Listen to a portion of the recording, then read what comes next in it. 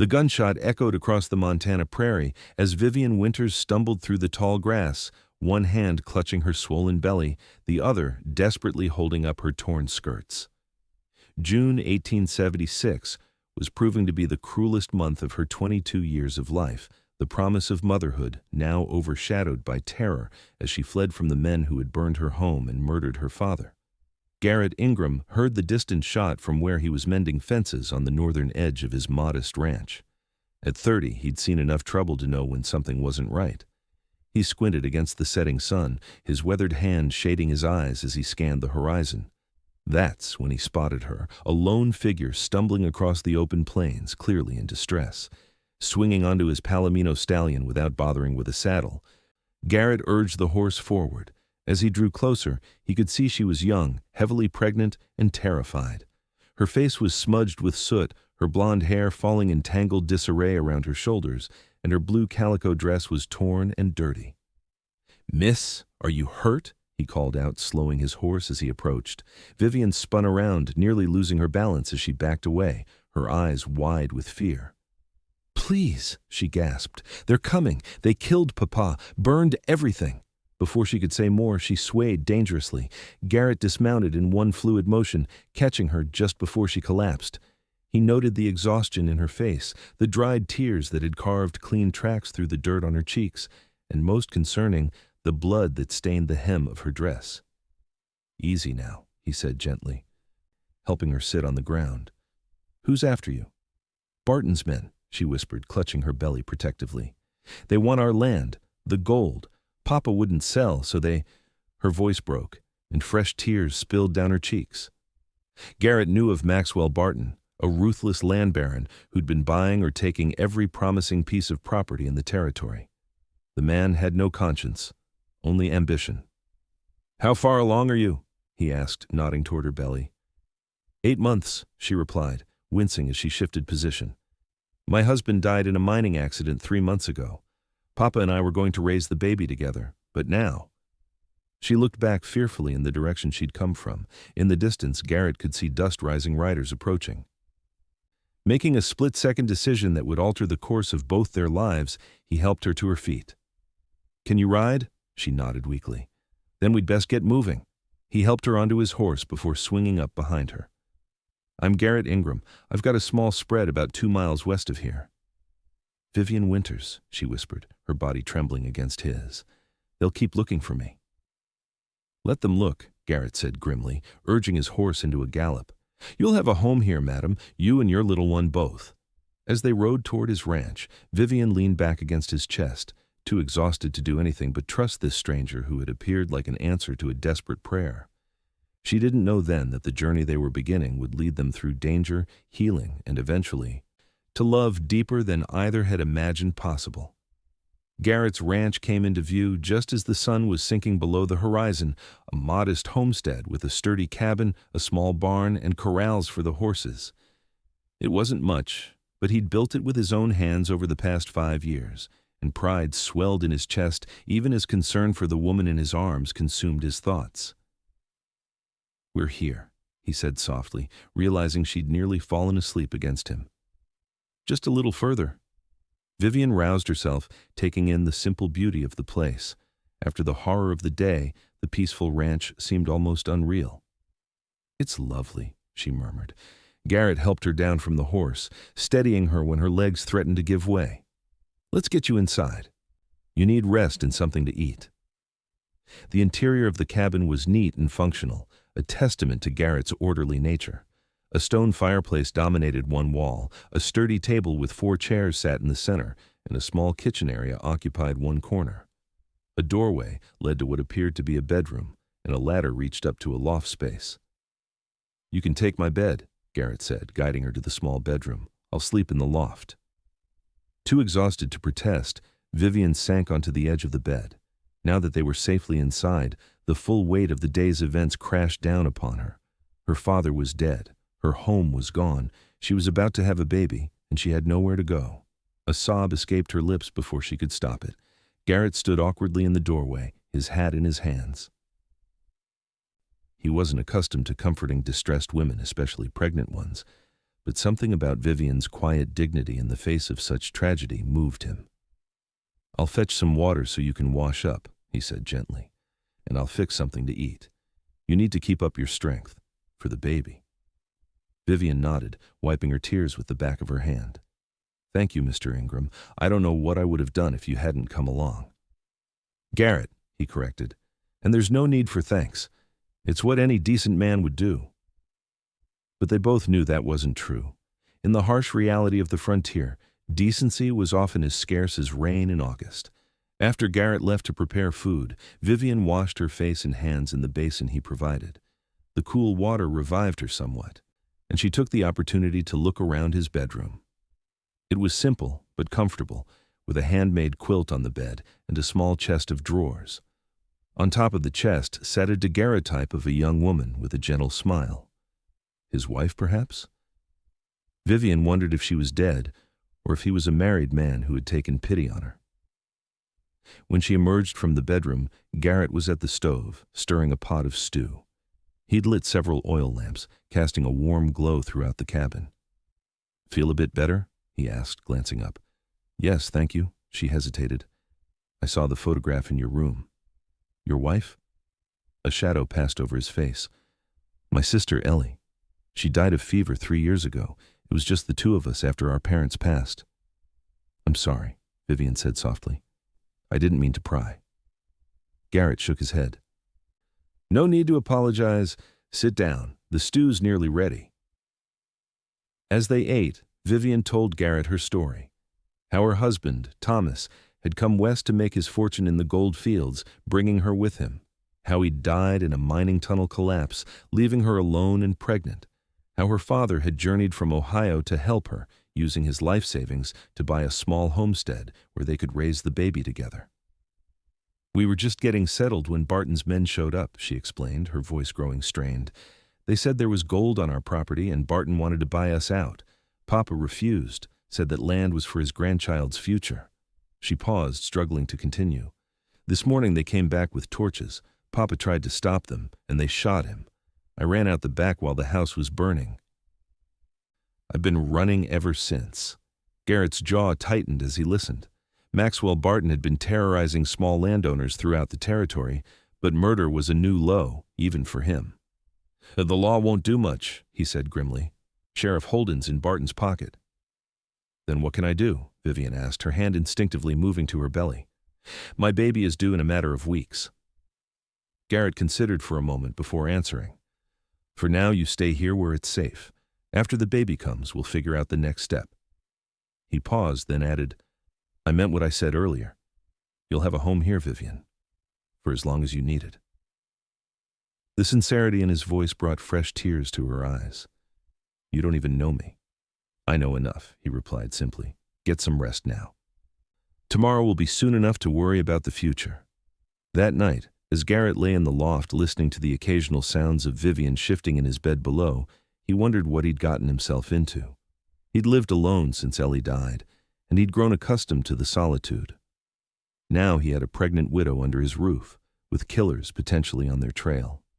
But as he drifted off to sleep, he couldn't bring himself to regret his decision. The next morning, Garrett woke before dawn, as was his habit.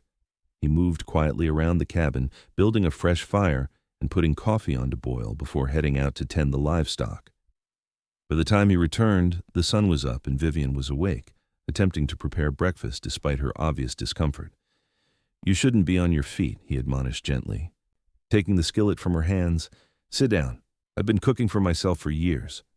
"I need to earn my keep," she protested. "I won't be a burden." Garrett shook his head. "You're carrying a child. That's work enough." When she started to object, he added, "My mother would come back to haunt me if I let an expectant mother strain herself in my home." A small smile tugged at Vivian's lips, the first he'd seen. It transformed her face, softening the worry lines around her eyes. "Your mother sounds like a wise woman." "She was," Garrett agreed, cracking eggs into the skillet. "Raised 4 children on the frontier with nothing but grit and faith to sustain her." As they ate breakfast, Garrett outlined his plan. "I need to ride into town for supplies. With you here, we'll need more provisions." He hesitated. I also want to find out if there's any talk about what happened at your homestead. Knowledge is our best defense right now." Fear flashed across Vivian's face. "What if Barton's men come while you're gone?"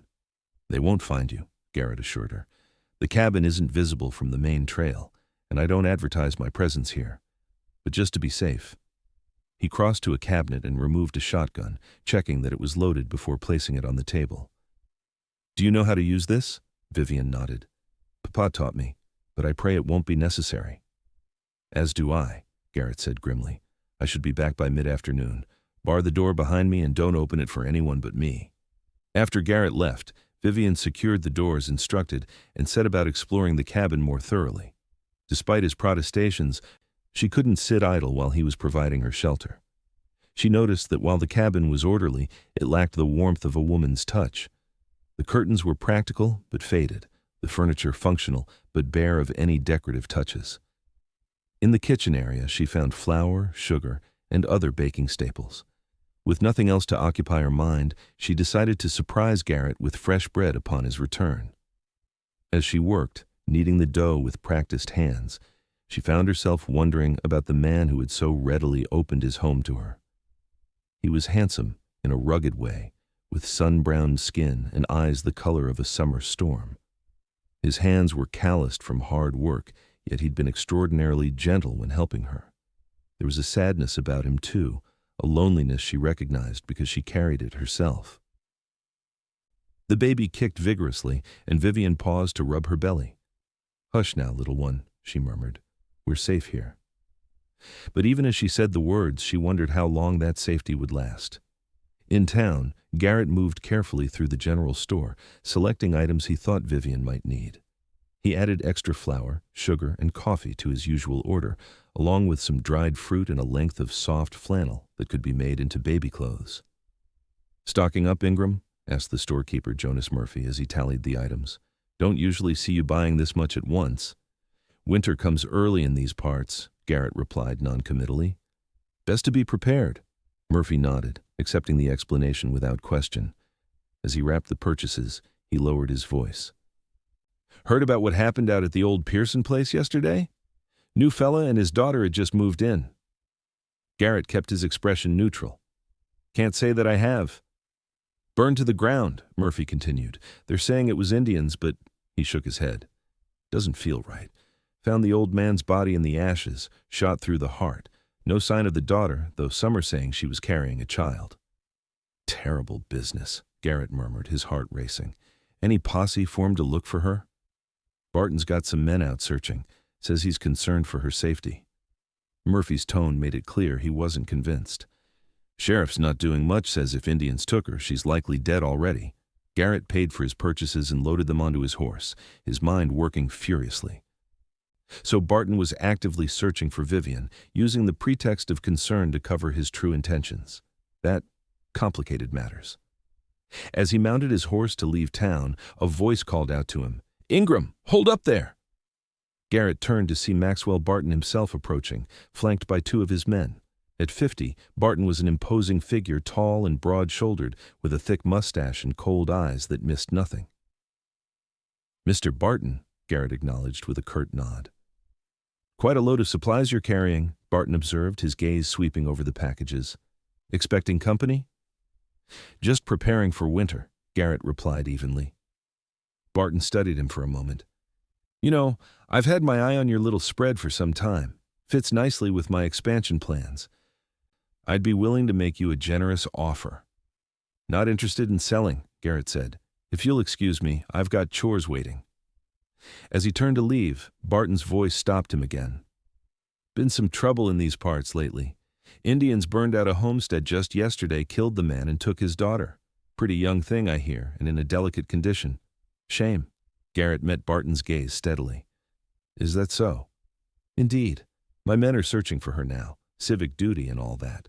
Barton's smile didn't reach his eyes. "If you happen to see any sign of her on your property, you'll let us know, won't you? Poor woman must be terrified, all alone out there." "If I see anything unusual, I'll be sure to report it," Garrett replied carefully.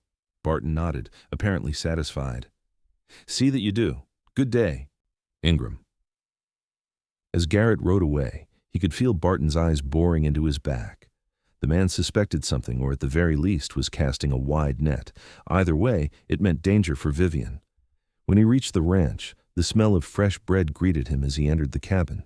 Vivian looked up from where she was setting the table, her face breaking into a relieved smile at the sight of him. "You're back. I was beginning to worry." "Got delayed in town," he explained, setting down his purchases. "You've been busy, I see." "It helps keep my mind occupied," she admitted, "and I wanted to thank you somehow for your kindness." Garrett was about to respond when he noticed she'd been crying. "What's wrong? Are you in pain?" Vivian shook her head. "No, nothing like that. She gestured helplessly. "I found myself thinking about Papa and Thomas and everything that's happened. It comes in waves, the grief." Without thinking, Garrett crossed to her and took her hand in his. "I understand. After Ellie died, I'd be fine one moment and in pieces the next. It gets easier with time, but it never quite goes away." Vivian squeezed his hand gratefully. "Did you learn anything in town?" Garrett's expression grew serious as he told her what he'd discovered, how Barton was blaming Indians for the attack, how he had men searching for her, and about his encounter with Barton himself. "He suspects I'm hiding you," Garrett concluded. "Or at least he considers it a possibility. We'll need to be extra careful." "Perhaps I should leave," Vivian suggested, though her pale face belied her brave words. "I don't want to bring trouble to your door." "Absolutely not," Garrett said firmly. "You're in no condition to be on the run, and you'd be playing right into Barton's hands. No, the safest place for you is right here." "But what if he comes looking?" "Let him look. There's no law against me having a guest. And if he tries anything—" Garrett's expression hardened. "Well, I've dealt with men like him before." The next few days settled into an uneasy routine.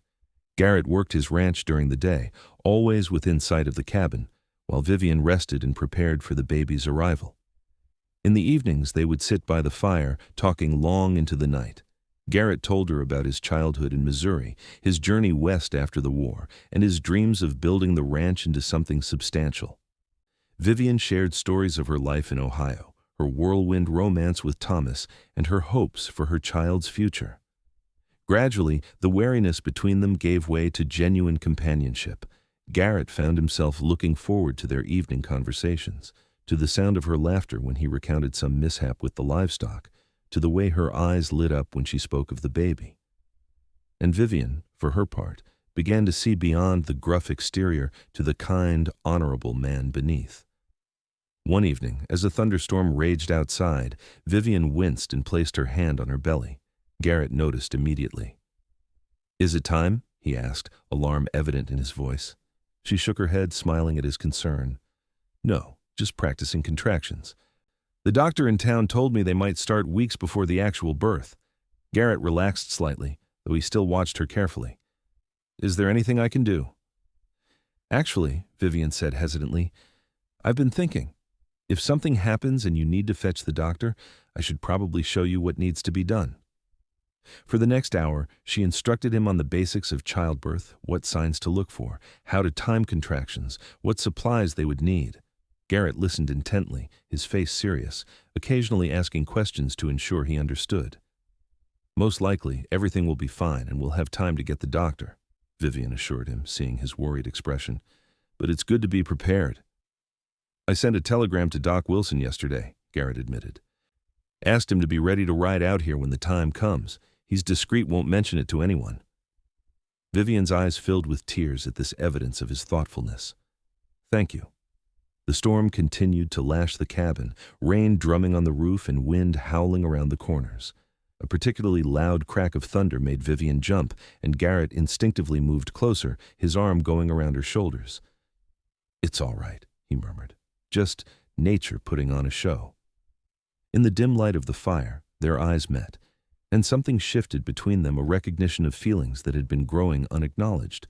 For a breathless moment, Garrett thought he might kiss her, and from the look in her eyes, she wouldn't have stopped him. Then the baby kicked, a visible movement that rippled across her belly. And the moment passed. Garrett withdrew his arm, clearing his throat awkwardly. "I should check on the animals," he said, rising to his feet. "Make sure the barn is secure." After he left, Vivian sat staring into the fire, one hand resting on her belly. She was a widow, still mourning her husband, expecting his child. And yet, she couldn't deny the feelings that were developing for Garrett. Was it merely gratitude, or something more profound? Outside in the driving rain, Garrett secured the barn doors, his thoughts in turmoil. What was he doing? Vivian was vulnerable, grieving, and carrying another man's child. The last thing she needed was his confused emotions complicating her situation. And yet, he couldn't deny that she had awakened feelings in him he'd thought long dead. By the time he returned to the cabin, soaked to the skin but with his resolve firmly in place, Vivian had retired to the bedroom. It was better this way, he told himself, better to maintain a respectful distance. The following morning, Garrett was checking fence lines on the western edge of his property when he spotted riders approaching, 4 of them, moving with purpose. He recognized the lead rider immediately, Joseph Reed, Barton's foreman, and the man rumored to handle his employer's more unsavory tasks. Garrett rode to meet them, positioning himself to block their path to the cabin, which was thankfully hidden from view by a stand of trees. "Morning, gentlemen," he called out, his hand resting casually near his holstered revolver. "You're a fair piece from town." Reed reined in his horse, the other men following suit. "Ingram," he acknowledged with a curt nod. "We're looking for a young woman, pregnant, blonde hair. Might have come this way a few days back." "Haven't seen anyone fitting that description," Garrett replied evenly. Reed's eyes narrowed. "You sure about that? Mr. Barton's mighty concerned for her welfare. Indians killed her pa, you know. She's all alone out here." "If I'd seen a woman in distress, I'd have helped her," Garrett said. "But I haven't." One of the other riders, a burly man with a pockmarked face, spat on the ground. "Why don't we just have a look around? Won't take but a minute." "This is private property," Garrett said, his voice hardening, "and I don't recall inviting you to search it." Reed studied him for a long moment. "You know, Ingram, Barton's been patient with you. Most men would have jumped at his offer for this worthless piece of land. But his patience has limits." "So does mine," Garrett replied. "State your business or move on." "We've stated it," Reed said, an ugly smile spreading across his face. "And I think you're lying about the girl. In fact, I'd bet good money she's hiding in that cabin of yours right now." Garrett's hand tightened on his revolver. "That's a dangerous accusation, Reed. I suggest you and your friends turn around and head back to Barton. Tell him if he wants to speak to me, he can come himself instead of sending his dogs." For a tense moment, it seemed violence was inevitable. Reed's hand hovered near his gun, and his men shifted restlessly in their saddles. Then Reed laughed, a harsh sound without humor. "Have it your way, Ingram, but this isn't over." He turned his horse sharply. "Let's go, boys. Mr. Barton will want to hear about this." As they rode away, Garrett remained motionless, watching until they disappeared over the horizon. Only then did he turn back toward the cabin, his heart racing with the knowledge that time was running out. Barton wouldn't be deterred for long, and the next visit would likely be far less peaceful. Vivian was waiting anxiously at the door when he returned. "I saw riders from the window," she said, her face pale with worry. "Was it Barton's men?" Garrett nodded grimly as he dismounted. "Reed and 3 others. They're looking for you, just as we suspected." "What did you tell them?" "That I hadn't seen you." He took her gently by the arm, leading her back inside the cabin. "But they didn't believe me. Reed all but accused me of hiding you." Vivian sank into a chair, her hand automatically going to her belly in a protective gesture. "What are we going to do? They'll come back, won't they?" "Yes," Garrett agreed, "but not right away. Reed will report back to Barton first, and they'll plan their next move. That gives us a little time." "Time for what?" she asked, looking up at him with fear in her eyes. Garrett hesitated. He'd been turning over various plans in his mind as he rode back, none of them ideal. "I've been thinking we might need to leave," he said finally. "Head north into the mountains. I have a friend, an old trapper named Franklin, who has a cabin up there. It's isolated, hard to find unless you know where to look." "But the baby," Vivian protested. "It's due any day now, and winter's coming. We can't bring a newborn into the mountains in winter." "I know," Garrett said heavily. "It's not a good option, but staying here might be worse if Barton decides to force the issue." "What does he want with me?" Vivian asked, her voice breaking.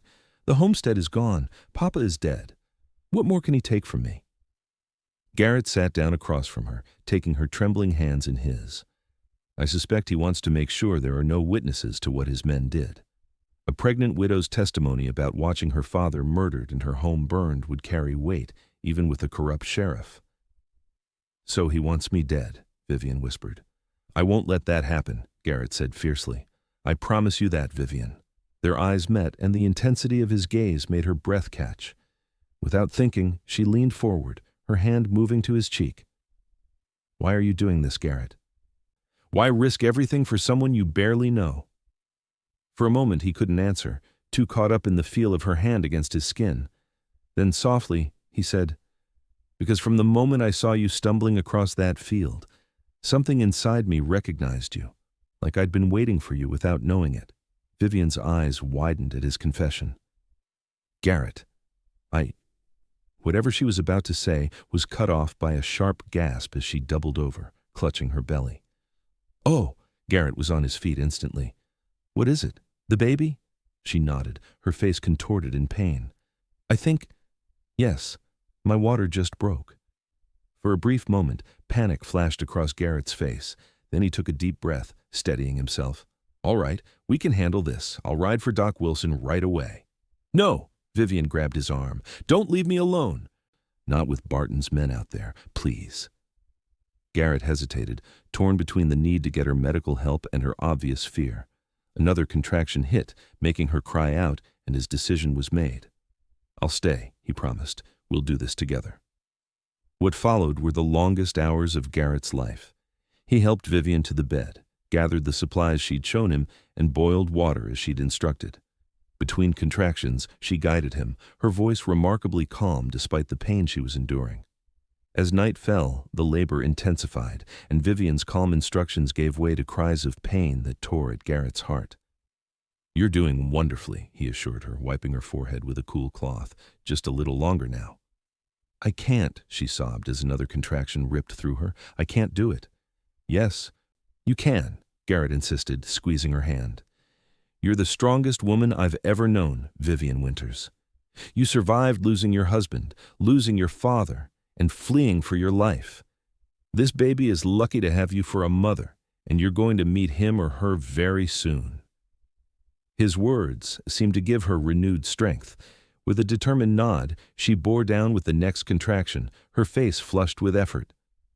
I can see the head, Garrett exclaimed, his initial discomfort forgotten in the miracle unfolding before him. One more push, Vivian. Just one more. With a final, tremendous effort, Vivian pushed, and the baby slipped into Garrett's waiting hands, a tiny, perfect little girl with a shock of dark hair.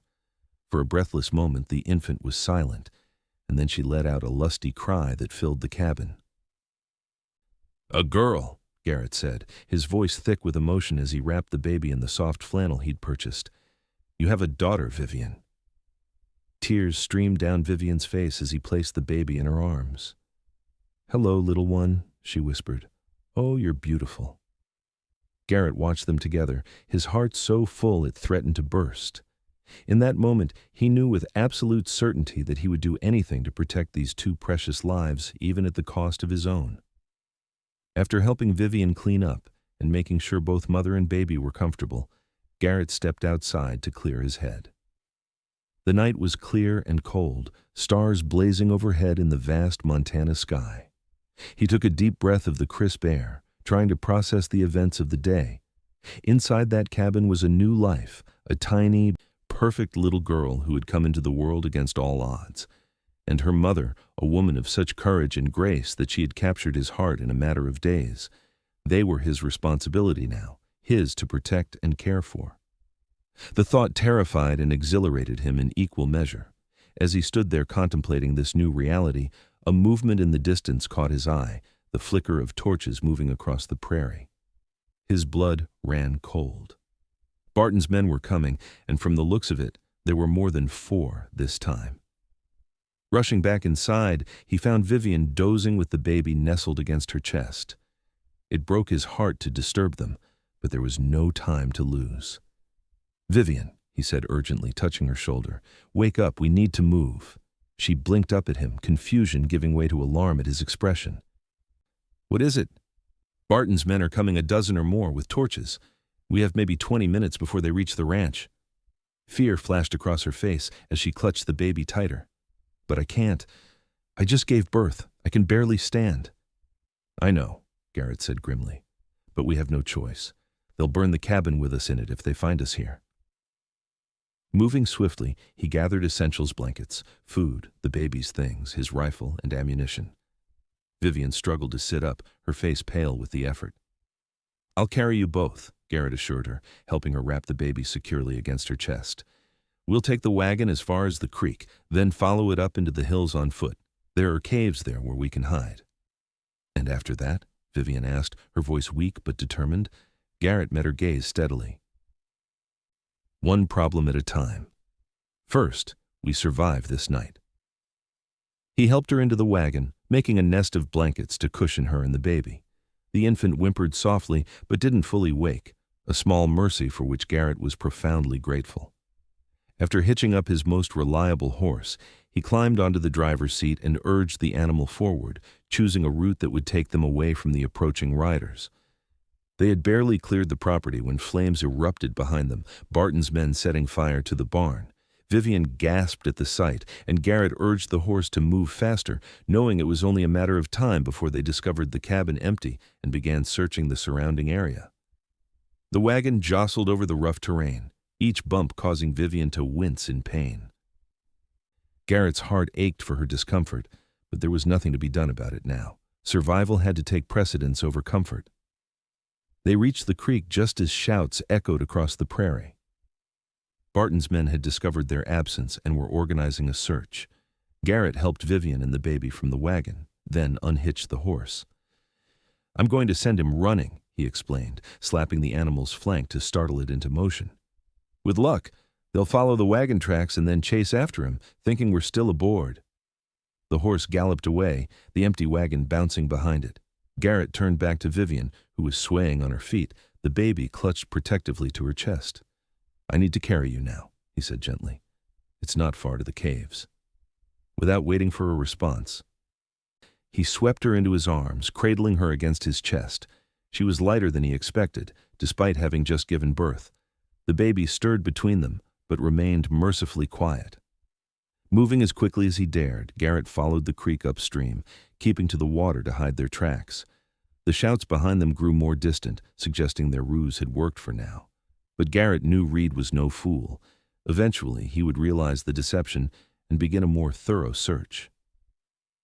The caves were set into a hillside overlooking the creek, hidden by a stand of pine trees. Garrett had discovered them years ago while hunting and had occasionally used them as shelter during bad weather. Now, they represented their only hope of survival. The largest cave was shallow but dry, with a narrow entrance that would be easy to defend if necessary.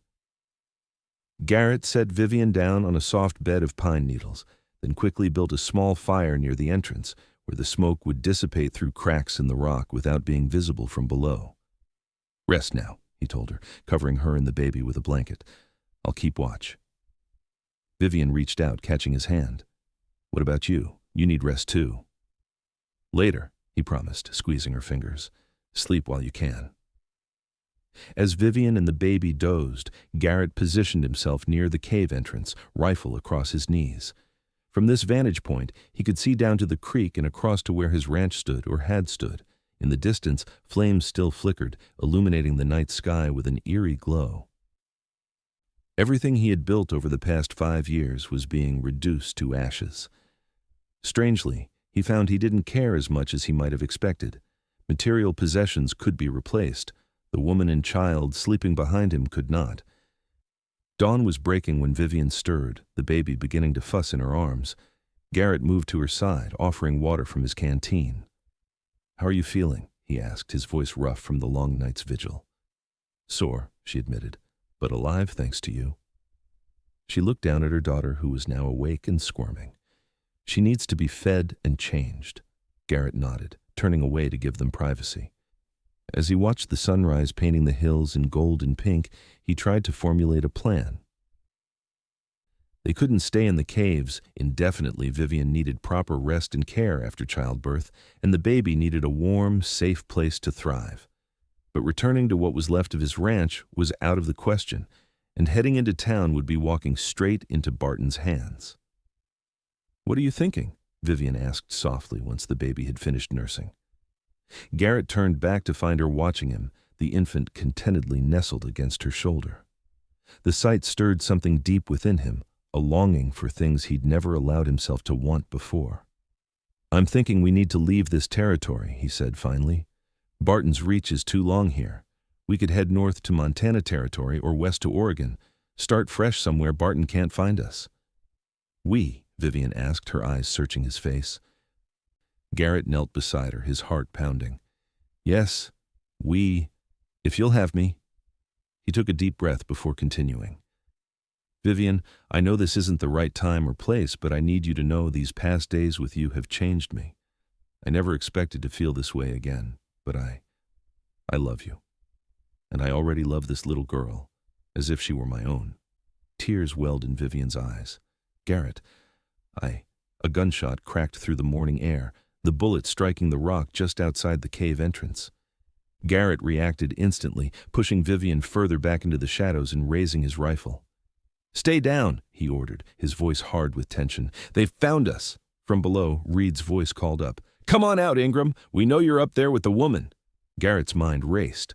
There were at least 5 men that he could see, all armed, with Reed at their center. The cave provided good cover, but they were effectively trapped, and with Vivian still weak from childbirth and a newborn to protect, their options were severely limited. "What do you want, Reed?" he shouted back. "Just the woman," Reed replied. "Barton's business with her is none of your concern. Send her down and you can walk away." "That's not going to happen," Garrett said firmly. "Leave now, while you still can." Reed laughed, an ugly sound that echoed up the hillside. "You're outnumbered and outgunned, Ingram. Don't be a fool." Garrett glanced at Vivian, who was cradling the baby protectively, her face pale but resolute.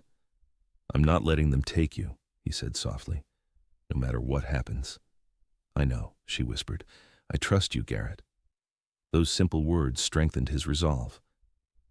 Turning back to the cave entrance, Garrett called out, "Here's what's going to happen, Reed. You and your men are going to lay down your weapons and walk away. When you're clear, I'll come down and we can discuss this civilly."